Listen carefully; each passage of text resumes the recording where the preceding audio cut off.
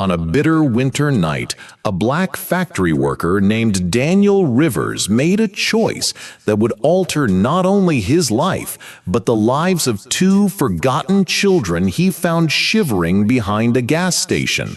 The world told him he was a fool, a man too poor to care for himself, let alone strangers.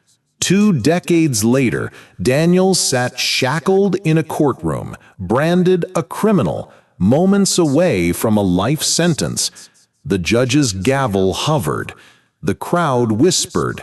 But before the sound of wood striking wood, 2 adults rose from the back of the room, and what they revealed stunned everyone. The town of Ironvale was no place for mercy. A crumbling steel hub where smokestacks coughed black clouds and work left men broken, Ironvale thrived on silence and survival. Daniel Rivers, in his late 40s back then, bore the marks of it all. His knuckles were scarred, his shoulders hunched, and his gait uneven from an accident the company never compensated him for. Every day he was mocked by his supervisor, a man who made sure Daniel never forgot the color of his skin or the limits others had placed upon it. One freezing evening, Daniel trudged past the flickering neon sign of a gas station. He could have gone home, where an empty kitchen and a rattling heater awaited him. But he didn't. Something made him stop. Against the back wall, huddled between a dumpster and a stack of cardboard, lay 2 children, pale, frail, and trembling with the kind of cold that steals life quietly. A boy no older than 9 wrapped his arms protectively around his younger sister, maybe 6, both dressed in torn sweaters. He could have walked on. Most people in Ironvale did. Yet Daniel remembered too well what it meant to be invisible. He bent down, his voice steady, and offered his hand. The girl looked at it, hesitated, then placed her tiny frozen fingers in his calloused palm. The boy followed, reluctant but desperate. That single choice would tie their fates together, sparking whispers from neighbors and sneers from strangers. What business did a poor black man have raising 2 abandoned white children? The days that followed tested Daniel in ways he never imagined. His 1-bedroom apartment, with wallpaper peeling like old scabs and a heater that groaned more than it warmed, became their haven. He gave them his meals, stitched their clothes with clumsy hands, and walked them to school before heading to the factory. The boy, Nathan, devoured every book he could find, his eyes lit with curiosity. His sister, Lily, drew houses with wide windows and bright gardens, pictures of a life she had only dreamed of. The neighborhood was less kind, whispers carried through stairwells and corner shops. He'll sink with them. A black man raising white kids? They'll spit in his face when they're older. Daniel heard, but he stayed silent. His focus was survival, dignity, and the children's futures. At the steel factory, the cruelty deepened. His supervisor, Mr. Caldwell, thrived on humiliation. He'd shout loud enough for the entire floor to hear, "Rivers, you move slower than those strays you dragged home." Laughter would follow, some nervous, some eager to join in. Daniel clenched his jaw and endured.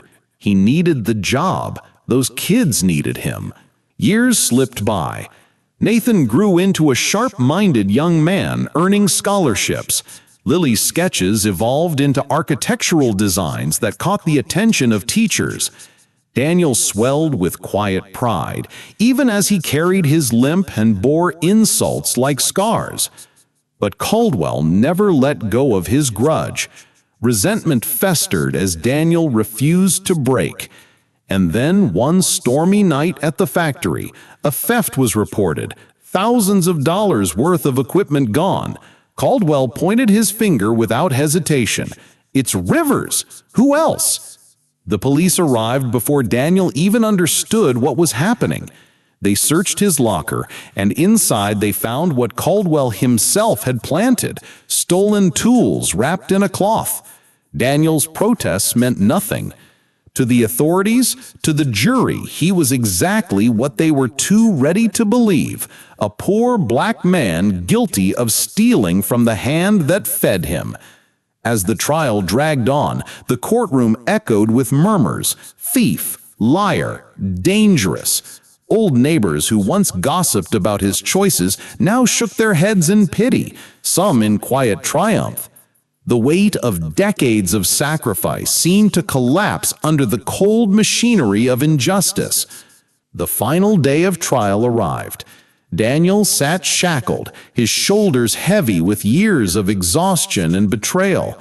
His public defender whispered of options, plea deals, reduced terms, but Daniel could not bring himself to admit to a crime he never committed. Still, the evidence looked damning. His fate was sealed before the gavel even rose. Judge Harrison adjusted his glasses, preparing to deliver the sentence: life imprisonment. Caldwell sat smugly in the gallery, satisfied at the ruin he had engineered. The crowd leaned forward, hungry for the conclusion. And then, movement. From the back row, two figures rose: a tall man in a crisp suit and a posed woman with determined eyes, Nathan and Lily. No longer the ragged children found in an alley, but adults shaped by the love of the man now condemned. Nathan's voice carried firm and clear. He was not there to plead. He was there to present. With him were documents, financial records, and surveillance tapes his legal team had uncovered. Caldwell had been embezzling from the factory for years, framing workers who couldn't fight back. This time he'd chosen the wrong man. The courtroom fell silent.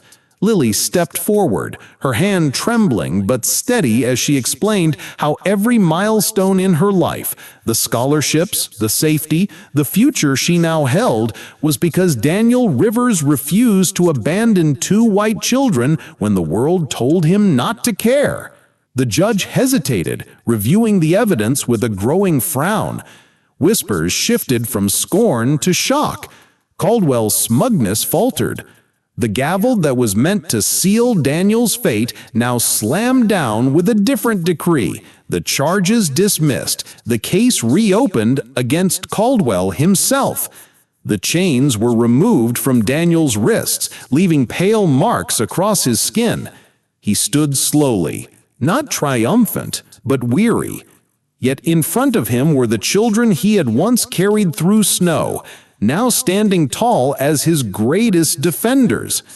Nathan embraced him, whispering words that broke the silence. "You saved us. Now it was our turn." The courtroom buzzed. Some stared in disbelief, others with shame. Neighbors who once muttered about his foolishness now saw the truth. Daniel's sacrifice had created lives that turned back and saved him when he had nothing left. Caldwell was led away, his face twisted in rage.